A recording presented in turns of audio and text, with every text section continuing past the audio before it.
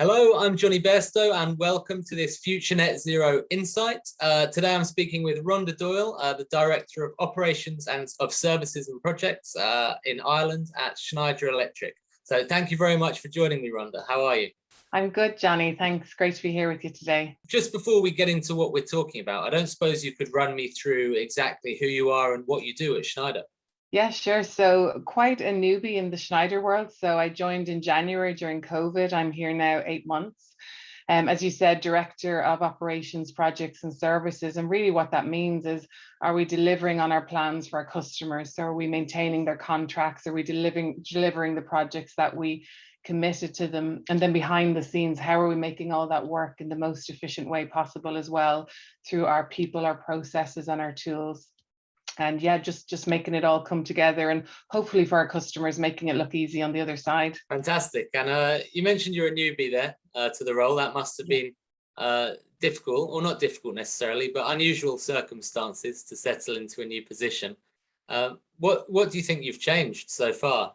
Big question, but what progress do you think you've driven since you've joined?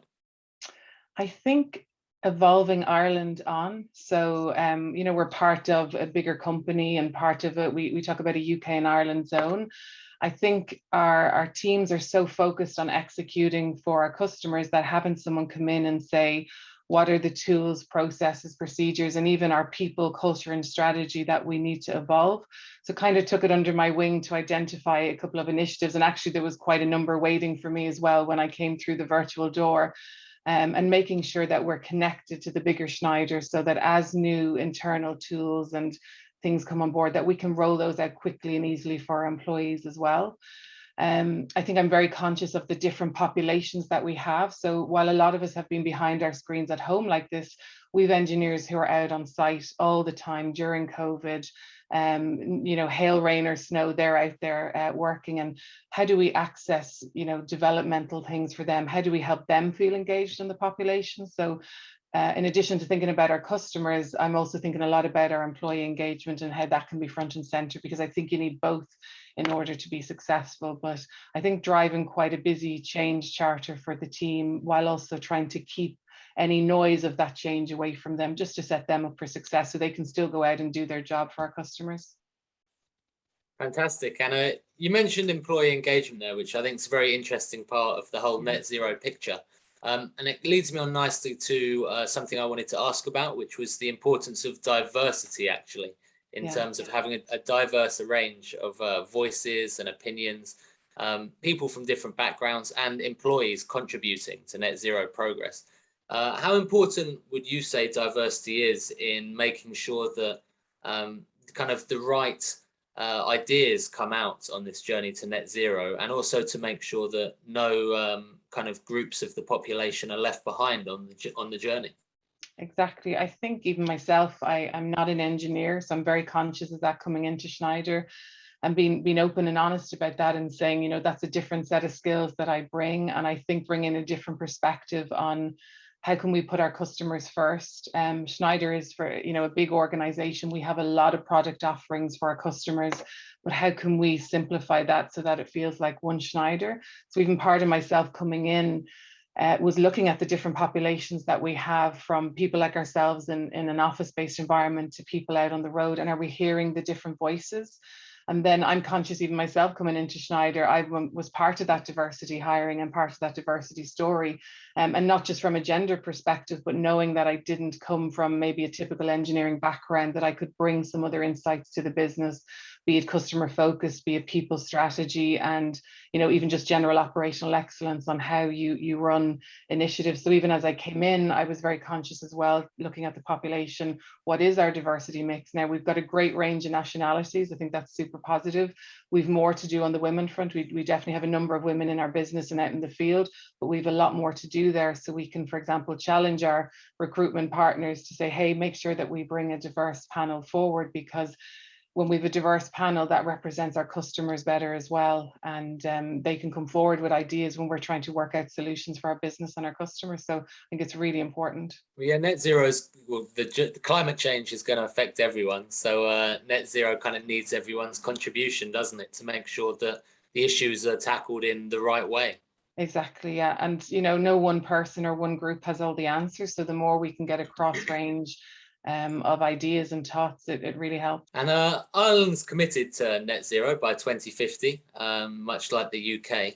And what areas of progress, other than improving diversity continually to kind of get the best minds on the job, what other progress needs to be made, do you think, in the kind of short term and longer term? I think a lot of progress has been made even in the past year or two. So towards electrifying things and digitization, and a lot of that was during COVID when if you couldn't be on a factory floor, for example, how could you make sure that things were working in the way and they should? And what we realized was a lot of the tools and abilities are already there, but there's just so much untapped potential. And a lot of it that happened during COVID, quite honestly, was awareness for people as to how important renewables were. And even ourselves, a lot of our customers are telling us now, with awareness of the climate change and other commitments that companies are signing up to, they need partners like Schneider to help them identify how to be more sustainable in their business as well. So that's quite important. Do you think awareness has really changed over the last 18 months, 2 years? Yeah, I think there's a greater awareness now of, if you think about it across sectors, smart homes, smart buildings, cars. I drive an electric car myself. And if I look at, people initially can be hesitant about those types of switches. Because of things that happened over the last year or two, people are now more aware as to the impact on the climate. I think the younger generation as well.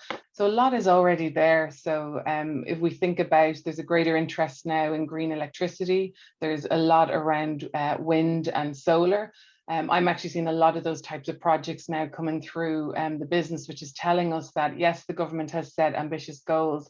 And then the awareness that has happened recently, now people are starting to mobilize, because it does take time. Awareness is kind of the first step, and then it takes people time to mobilize.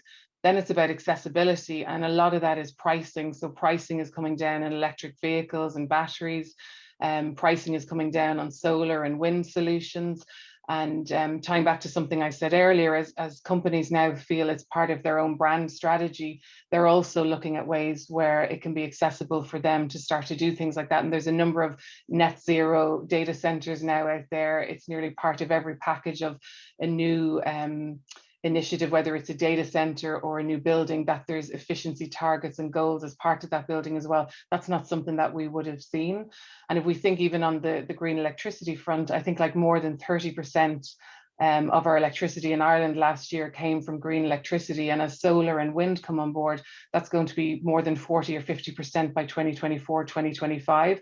So these movements do start slow, but once there's accessibility and awareness, it just starts to pick up traction. And like you say, it needs to make financial, economic sense, really, for that momentum to build, doesn't it? And progress is definitely happening, I think, across Ireland, the UK, the whole of Europe, and the whole world, really. Do you think Ireland faces any specific challenges, just because historically it's kind of been particularly reliant on fossil fuels for various purposes?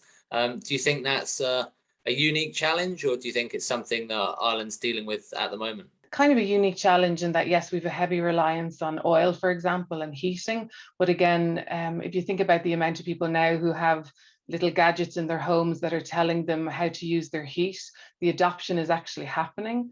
Again, greater awareness around other ways. Solar panels, I mentioned that they've come down in price from, when we first maybe all heard about solar many years ago, the price was a barrier entry to people. So people start to see a lot more solutions now. And I even just think about myself, the amount of people I know who have, we've products ourselves that sit in your house that tell you not only your heating, but also what are the energy hogs in your home. So people have a lot more information at their hand. And again, that goes back into the business world. So people want greater control, not just around their homes, but also the business. If you own an office, for example, you want to know, do the lights need to be on? What are the energy hogs in that business? And all of that contributes just to the efficiency that collectively we can make together. Yeah, I think that's a really interesting point. And another part of that puzzle, I suppose, is increasing digitization, which is happening all the time in our homes with these gadgets that you talk about, and lots of other kind of avenues. And also in businesses, everything's becoming more digitized in the world we live in. So you mentioned data centers a minute ago. Could you tell us it might be useful even to tell us what data centers are in simple terms, and what some of the challenges are associated with them in terms of decarbonisation, and what Schneider's doing in that space. Exactly. I think a lot of us drive by data centers all the time and we probably don't even know it. We have a perfect environment here in Ireland for data centers because of our cooler weather. But what probably a lot of us don't know is that whether you're picking up your mobile phone or you're watching the TV, all of that is connecting back to a data center all the time.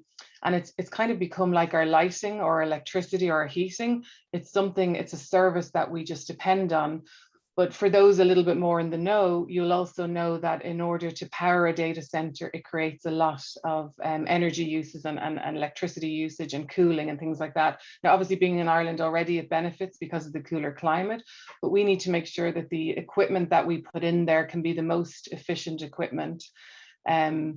We then need to make sure, you mentioned digitization, we have digital products as well for customers, that if you just imagine that all the equipment in any building has all connected sensors, they're all talking to each other, that feeds back up to the cloud. And in the same way that we watch, Netflix or something on the telly, if I'm running a data center, I can see the energy efficiency in that data center. And most of our customers in that space are looking for renewable energy and renewable energy sources. And I mentioned there's a number of net zero data centers out there already, so it's proven that it can do it. So any new builds coming online or even existing builds, there's a conscious effort on the part of the customers that we're working with to take some of our solutions and put them in there to create that better efficiency as well. So when you have a project like electricity or a data center that we know is just now a need in society, and we know it's going to drive up the need for electricity, even if it's electric cars or data centers, it just goes back to, well, how can we actually make that more energy sufficient? And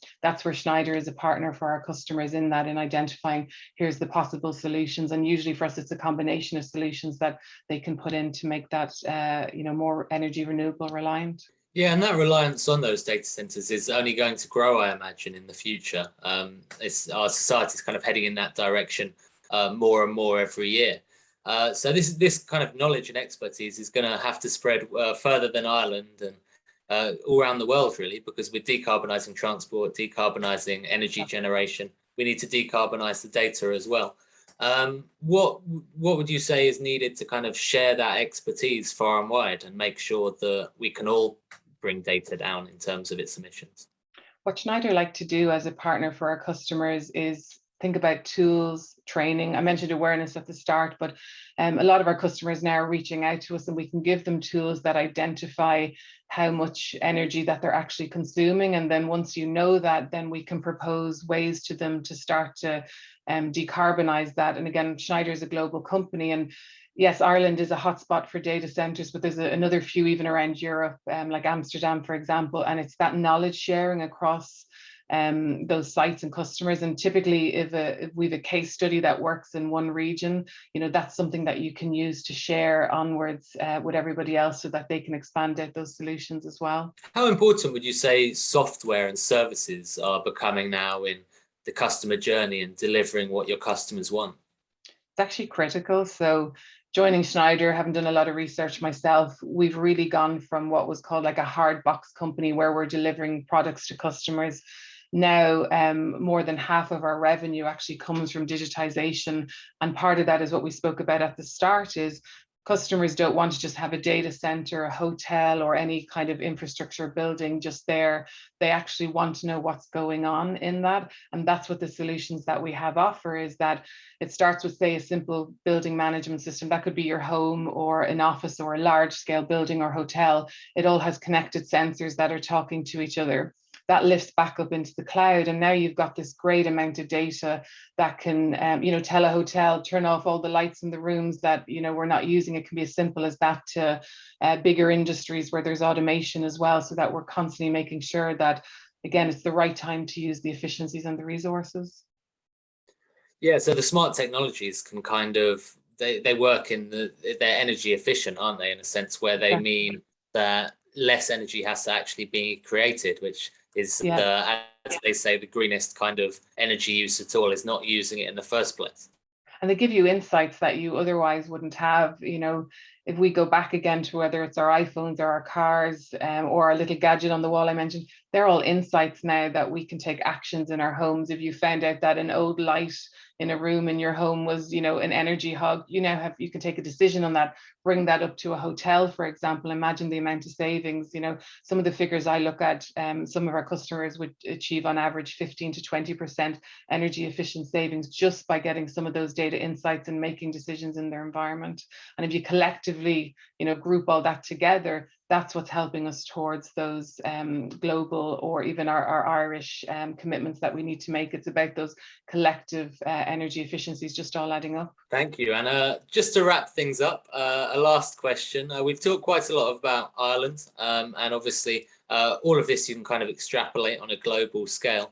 But I'm trying to ask everyone at the moment, what COP26 is coming up? It's being hosted in Glasgow in Scotland. But what do you hope to see come out of that? What do you think needs to happen? What are your kind of personal ambitions as far as COP26 is concerned? What I would hope is that, you know, governments have to set ambitious targets. That's how we start. You know, if we didn't set ambitious targets, people wouldn't mobilize in the way that they need.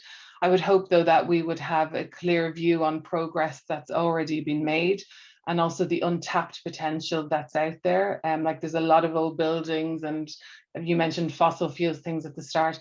There's just so much untapped potential there, and kind of seeing, okay, how can we remove any other barriers for people to basically mobilize, whether it's us in our homes, whether it's buildings. So again, thinking smart homes, smart buildings, smart cities, and just thinking through those lenses, what would be the critical next steps that have to happen in each in order to incentivize, whether it's businesses or people in our homes, more to get on the climate action change as well. But just having a clear view on progress and really what's the next biggest enabler that would help us all move forward and save the planet.